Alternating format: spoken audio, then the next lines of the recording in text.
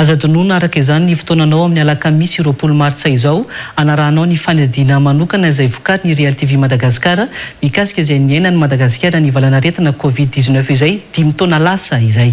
Toizantsika ary ny vaovao amin'izao alina izao. Horonan-tsary ahitana ny mpanakanto Meza nanao firaisana ranofo tamin'ny lehilahy miisa roa atao anaty fiara no nisy nanaparitaka teny amin'ny tambazotra serasera Androany.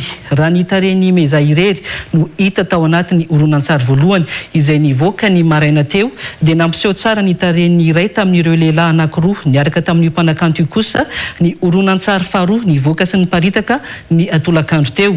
Raha ny hita tao anatin'ny horonan-tsary faharoa io moa dia toy ny efa tsy mahatsiaro tena intsony ny mpanakanto Meza fa ilay lehilahy iray no manohy manao firaisana ara-nofo aminy ary ny iray kosa manohy ny mifakana sary. Dia rahantsika ny fanadina mahakasika an'izay. Niparitaka tany amin'ny tambazotra serasera Androany tamin'ny alalan'ny afatra miafina ny horonan-tsary mampiseho ny mpanakanto Meza ny iray ara-nofo tamin'ny lehilahy miisa roa tao anatin'ny fiara. Vetivety dia lasa buzz ity horonan-tsary ity satria niazakazaka nitady azahoana ny horonan-tsary avokoa ny mpampiasa ny tambazotra serasera.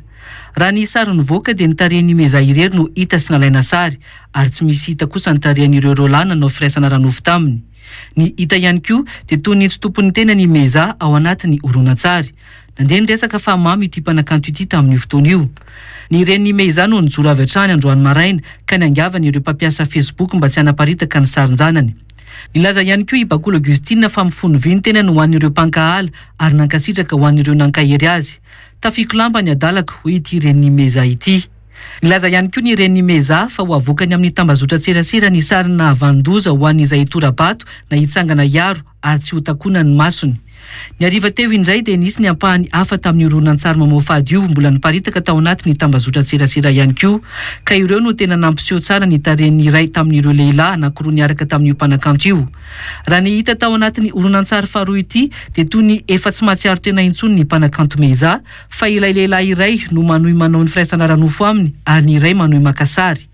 Ny ariva teo moa dia nisy namoaka tany anatin'ireo pejy sy vondrona samihafa anatin'ny Facebook ny sarin'ireo roalahy nanao firaisana ranofo tamin'ny Meza no sady naka sary azy ka heverina fa nanaparitaka ny horonan-tsary io tao anatin'ny tambazotra serasera. Nanoloana ity raharaha ity nampatsihivin'ny ministera ny serasera tao anatin'ny fanambarana navoaka ny ariva teo fa mialohan'ny lalàna mikasika ny adeloka ny lalàna mifeny serasera amin'ny N-vakjery, ny lalàna mifeny elokanabaka, ny famoahana sy fanaparitahana sary na horonan-tsary tsy nierana tamin'ny tompony sy entina analana baraka azy. Mialohan'ny lalàna ihany koa ny fanalam-baraka inina tao amin'ny olona ho fanombanan'ny fiainan'ny olona manokana. Eloka ihany koa ny fizarana ny tranga ny lalàna mifeny elokanabaka manokana araka io ambara ny ministera ny serasera io.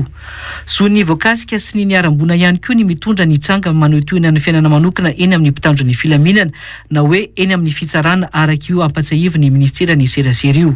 Manameloka ny fanaparitahana horonan-tsary mikasika ny fiainana manokana ny tsirairay araka izay tranga miseho tato ato ihany koa ny ministera raha nambaran'izy ireo ao anatin'ny filazana io. Marihana fa marobe ireo mpanakanto lehilahy nitsangana niaro an'i Meza tao anatin'izao fivoahany horonan-tsary mamoafady mahakasika azy izao ka isan'izany ny mpanakanto ao amin'ny tarika Oladad, Wadasiongs, Tsota ary ihany koa Yagrad. Sahivina fa isan'ny efa niarany raharaha toy izao ihany koa ny mpanakanto Wendy Catalina tamin'ny 20 Jolay 2024. Ho azy tamin'ny fotoana io fifampiresahana tamin'ny afatra miafina teo aminy sy ny fofombadiny teo aloha no nanaparitaka tamin'izany fotoana izany. Na dia nisy aza ny fialantsiny nataon'io tovolahy io efa tratra ihany io lehilahy nanaparitaka ny sariny io. Raha ny vaovao voaray tamin'ny 7 ariva teo moa dia efa andalana nakany amin'ny polisy misahana ny elokanabaka na ny cybercriminalité ny ren'ny Meza ametraka ny fitoriana mikasika ny famoahana horonan-tsary mamoafady mahakasika ity zanany vavy ity.